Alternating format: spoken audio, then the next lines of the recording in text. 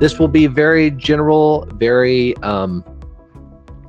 broad. It'll just be kind of like, hey, why does this strike price have this value, and why does this strike price have this value?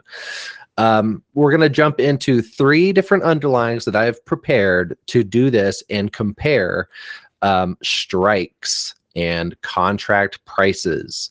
Okay, so in this screen, you can see we have the 27th of March, 4 days out, expiring into Friday.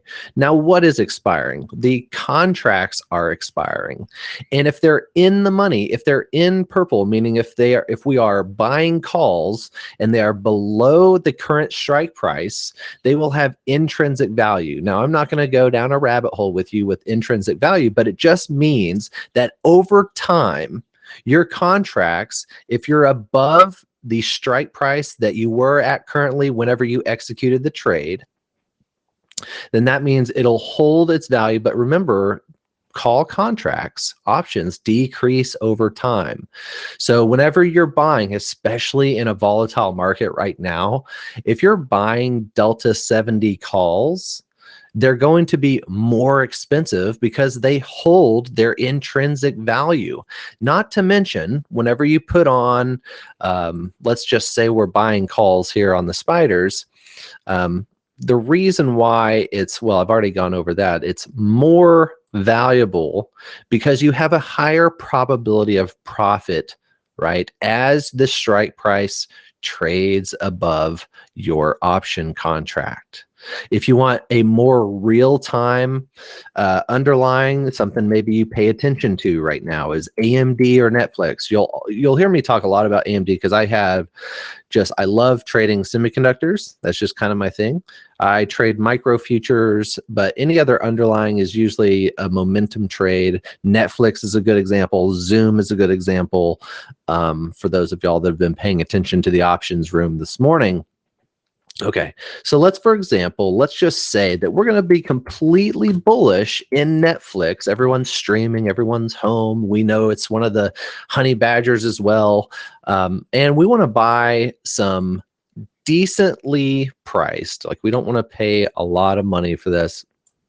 We'll take a look at AMD, but I want to show you the difference of the first thing here. So we're going to get the expiration into Friday. There we go. We're 4 days out, and you can see that the further in the money you are, the more expensive your call option will be. You can see this here. You can see it here on Netflix on this drop down. In fact, I like this one better, but this is what we will be bouncing back and forth with. There's Netflix. Okay, these are expensive options. That's why I'm recommending a vertical spread on these for smaller accounts. Obviously, a $20 Delta 60, and we're going to talk about Deltas here in a second, is going to run you $20, and that's super expensive, right? All right. So further in the money, we know that we're going to pay. Our risk is defined because we are risking the debit paid for those option contracts. Okay.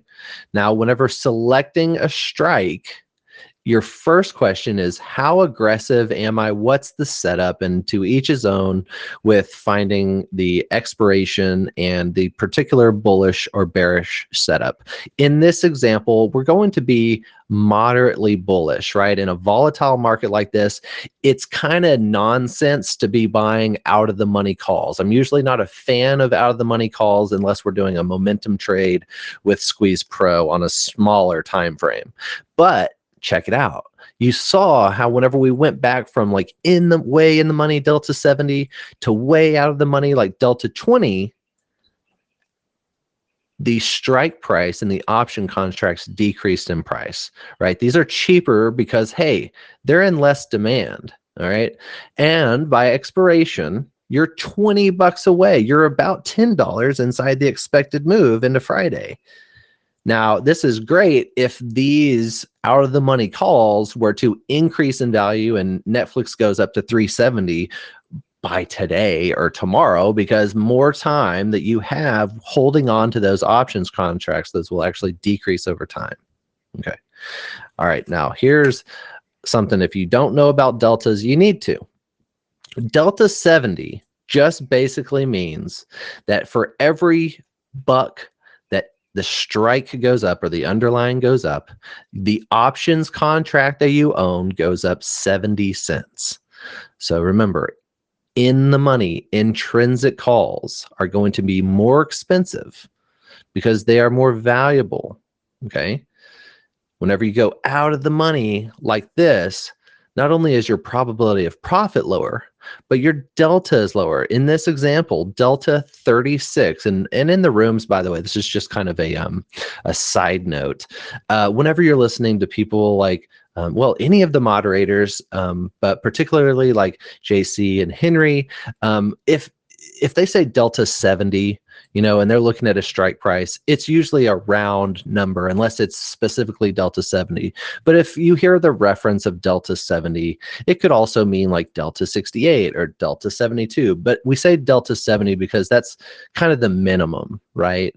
Whenever we're looking at in the money calls. Let's go back to Thinkorswim. Okay, now here's your deltas. Remember we were talking about this? Look what happens whenever you go further out of the money. Your deltas go lower. So even though this can increase in price, you have a lower delta. That's why these out of the money calls, you really need to have a lot of momentum behind the stock or some type of pressure that's going to push that higher. Let's check on AMD, because this is another one where this is actually personally a better example, just because we have some realistic prices for some in the money call options for those of y'all that might have a smaller account, or that while you're just learning, you're like, hey, these numbers make more sense. Okay. Now, whenever you look at, and this is about executing an order, whenever you look at the bid ask, okay, this is the length or the width of the spread. This is about 15 cents wide for those delta 70s, okay? Same thing for down here. And the spread usually gets a little bit tighter because there's not much attention here. You're not having, these are less in value. They're out of the money.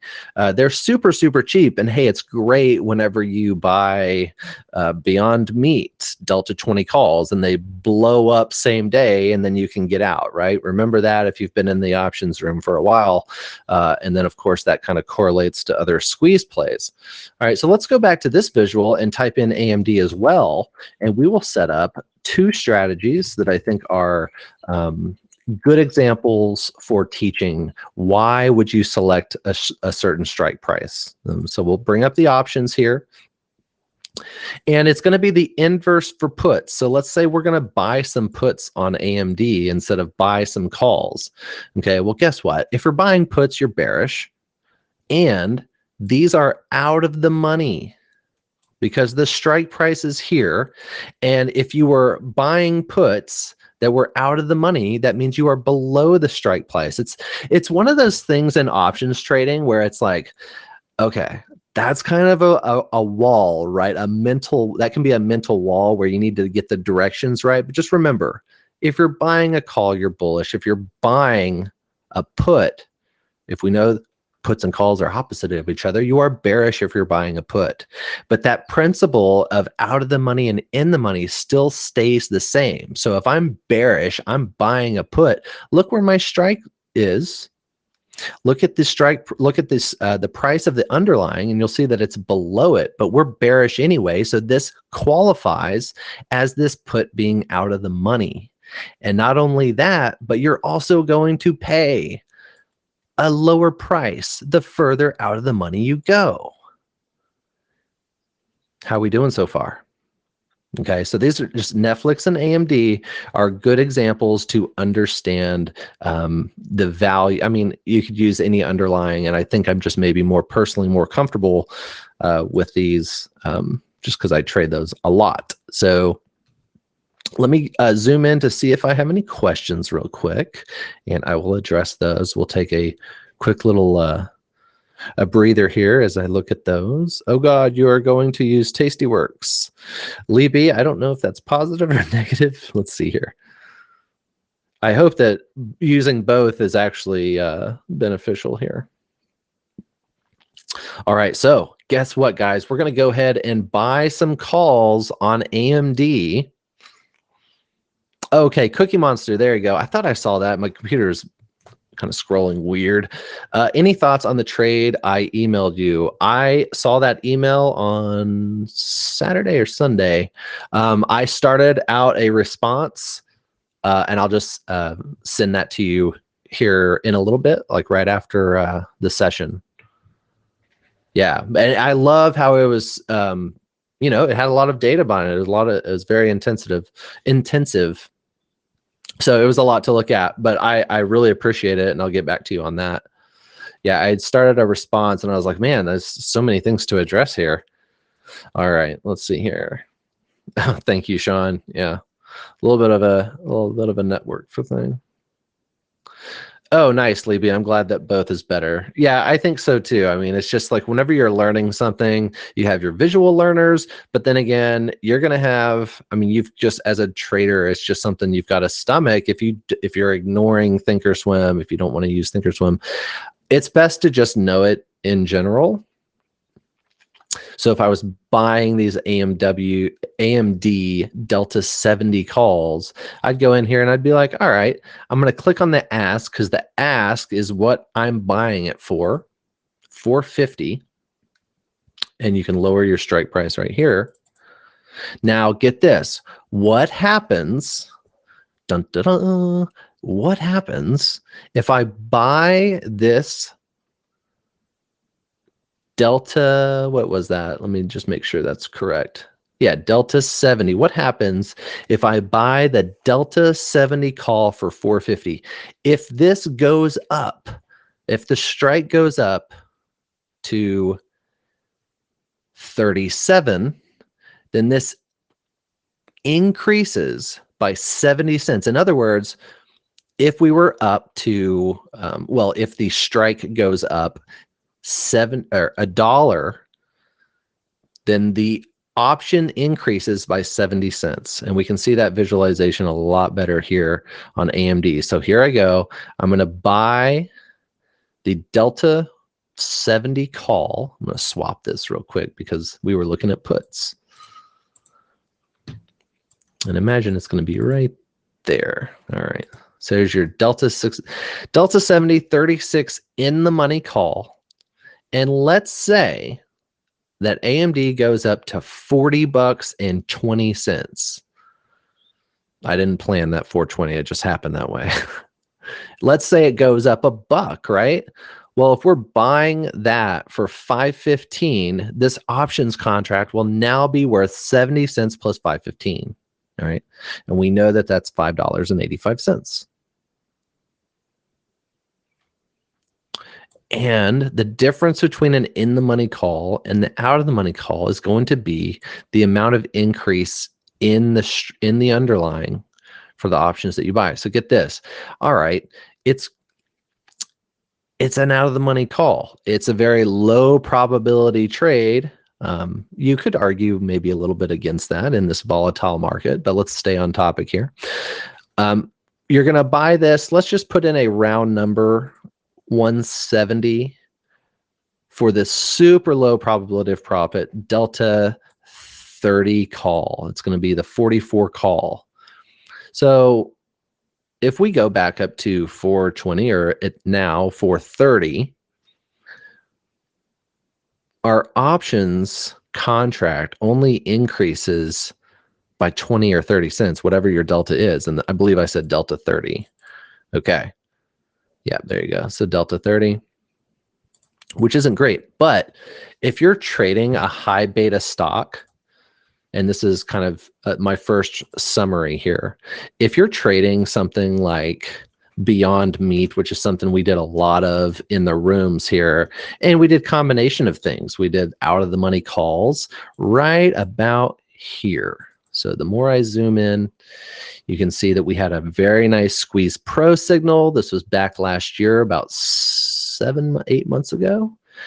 And we had these nice squeezes forming and these green 10x bars. That's your environment for some out of the money calls.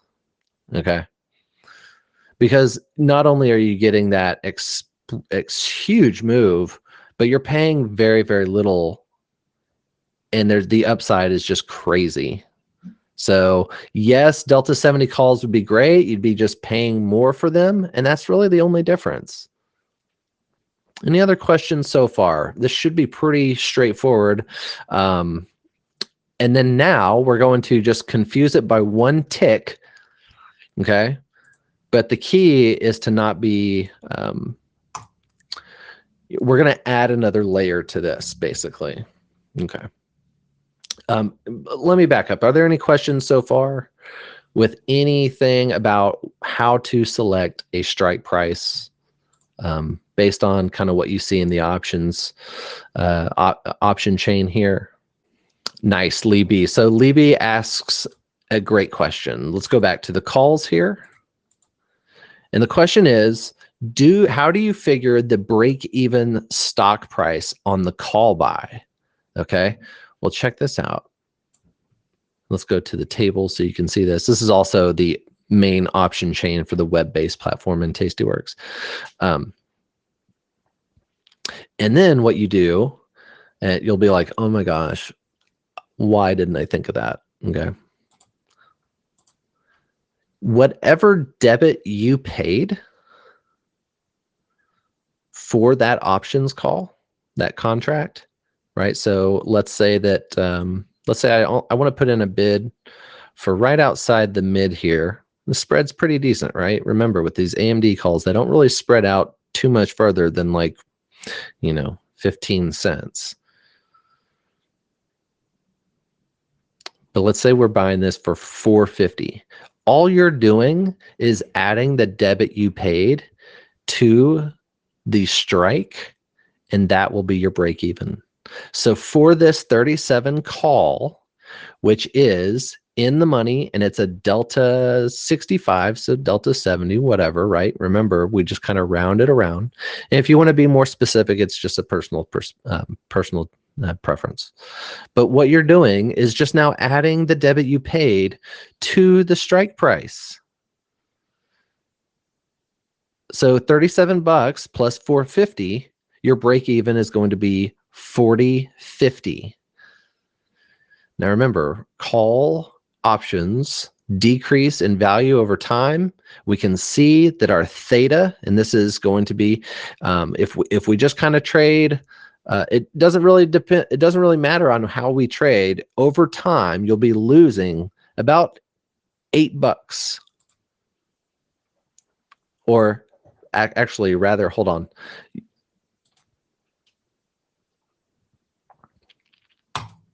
I made sure that strike was right.